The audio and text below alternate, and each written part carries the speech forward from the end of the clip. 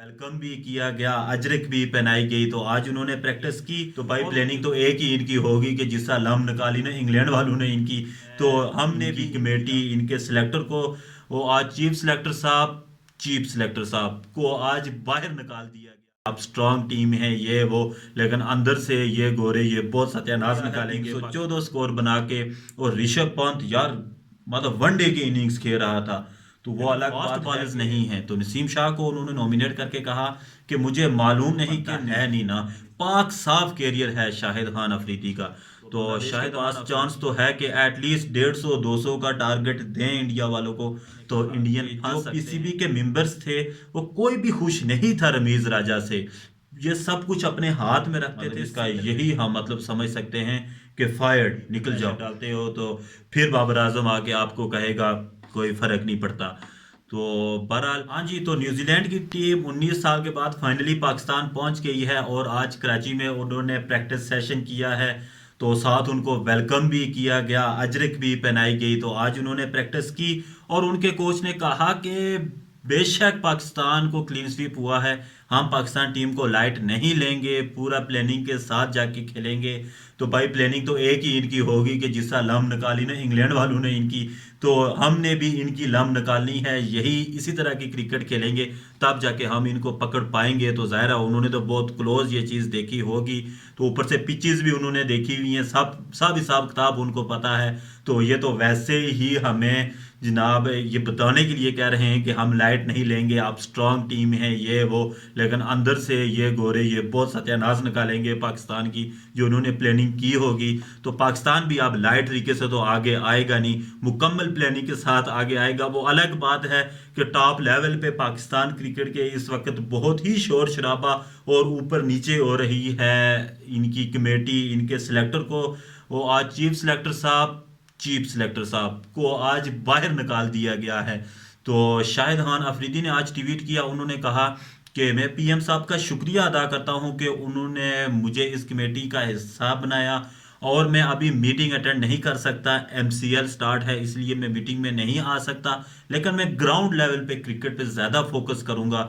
तो बाकी उन्होंने स्पिनर्स की बात की, तो उन्होंने टीम के हवाले से उन्होंने कहा कि टीम में स्पिनर्स हैं लेकिन फास्ट बॉलर्स नहीं हैं। तो नसीम शाह को उन्होंने नॉमिनेट करके कहा कि मुझे मालूम नहीं कि नसीम शाह कितने फिट हैं, तो किस लाइन पे वो बॉलिंग कर सकते हैं, कितनी बॉलिंग कर सकते हैं। तो यार शाहिद अफरीदी की सिंसियरिटी पे कोई सवाल तो बनता है नहीं ना, पाक साफ कैरियर है शाहिद खान अफरीदी का। तो शाहिद खान अफरीदी अगर हैं इस कमेटी का हिस्सा, तो एक बात कन्फर्म है कि अगर शाहिद अफरीदी के साथ ज़रा भी ऊंच नीच की ना उनके कमेटी मेंबर्स ने या चेयरमैन ने या गवर्नमेंट लेवल से, तो शाहिद खान अफरीदी इनको बख्शेगा नहीं। इमरान खान की तरह ये खुल जाएगा। तो ये है कि उम्मीद है कि काम करेंगे ये। तो न्यूजीलैंड के अगेंस्ट तो सीरीज 26 को शुरू हो रही है। और रमीज राजा साहब के बारे में कहा गया कि जो मोइन खान ने कहा कि जो पीसीबी के मेंबर्स थे, वो कोई भी खुश नहीं था रमीज राजा से। ये सब कुछ अपने हाथ में रखते थे, सिंगल हैंडल ये इस्तेमाल करते थे सबके लिए। और शायद मतलब लिफ्ट नहीं करवाई। तो जावेद अफरीदी जो पेशावर ज़ल्मी के ऑनर हैं, तो उनका भी एक ट्वीट आया जिसमें वो इशारा कर रहे हैं कि गेट आउट, मतलब इसका यही हम मतलब समझ सकते हैं कि फायर्ड निकल जाओ। तो पता नहीं इनका क्या, रमीज राजा भी इन चक्रों में पड़े रहे, पंजाब सिंध केपी के। यार हम कश्मीरी भी तो हैं ना, नाम ही नहीं लेते, हालांकि हमारा कोई प्लेयर भी आज तक नहीं आया। तो हम नहीं बोलते यार, हम कहते हैं कि जीतो, इंजॉय करो, मज़ा आए क्रिकेट देखने का। तो ये इस तरह के अंदरूनी पता नहीं क्या कोई सिस्टम चलेगा, ऊपर टीम पे प्रेशर डालते हो तो फिर बाबर आजम आके आपको कहेगा कोई फर्क नहीं पड़ता। तो बहरहाल ये कुछ हलचल हुई आज। तो बाकी इंडिया और बांग्लादेश का मैच, इंडिया आउट हो गया है 314 स्कोर बना के। और ऋषभ पंत यार, मतलब वनडे की इनिंग्स खेल रहा था। तो वो अलग बात है कि मतलब ठीक ठाक बांग्लादेश से मैच दूर ले गया। मैंने कल की वीडियो में भी कहा था कि 300 बहुत मुश्किल जाएंगे इंडिया वाले। तो वही 314 स्कोर बनाए, एक उनकी विकेट रुक गई। तो बांग्लादेश के पास चांस तो है कि एटलीस्ट 150-200 का टारगेट दें इंडिया वालों को, तो इंडियन फंस सकते हैं। अदरवाइज कोई फर्क नहीं पड़ने वाला इन्हें। तो ये तो चेस कर लेंगे जितना भी दोगे इन्हें, 200 से अंदर अंदर। तो बहरहाल इनका मैच भी आगे बहुत मज़े का होने वाला है।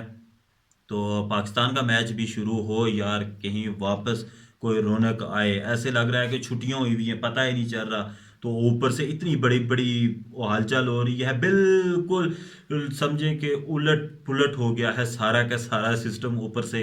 तो इस पे प्लेयर पे तो असर ना ही पड़े तो अच्छा है। तो बाबर आजम और उनकी टीम इस वक्त यार यही सोच रही, हाँ। और सबसे मजे की बात कि राशिद खान ने भी कहा कि सोचना भी बना है, और लेकिन उन्होंने लाहौर कलंदर के लिए कहा कि जो शहंशाह अफरीदी हैं तो वही हमारे कैप्टन रहेंगे। तो आई थिंक वो तो हैं ही कैप्टन। अगर शहंशाह अफरीदी अगर फिट हों, खेलें, तो इनके सिवा तो कोई कैप्टन बन ही नहीं सकता लाहौर कलंदर का, क्योंकि लाहौर कलंदर 6 साल के बाद इन्हीं की कैप्टनसी में जीती है लाहौर कलंदर की टीम पीएसएल की ट्रॉफी, अपनी पहली ट्रॉफी। बाकी सब जीत चुकी थी। तो बाकी नजम सेठी ने कहा कि हम कोयटा के ग्राउंड में भी काम करेंगे। और यार पहले पेशावर के में जो राजा साहब पिछले 2 साल से कह रहे हैं कि अब करवाएंगे अब करवाएंगे अब करवाएंगे, लेकिन कोई नहीं हुआ।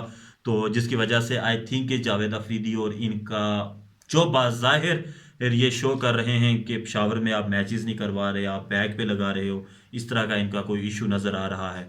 तो देखते हैं फिर आगे क्या हलचल होती है। तो मेन फोकस तो न्यूजीलैंड के अगेंस्ट सीरीज पे ही है। तो एनीवेज मिलते हैं आपसे अगली वीडियो में। तो चैनल को सब्सक्राइब करना मत भूलिएगा।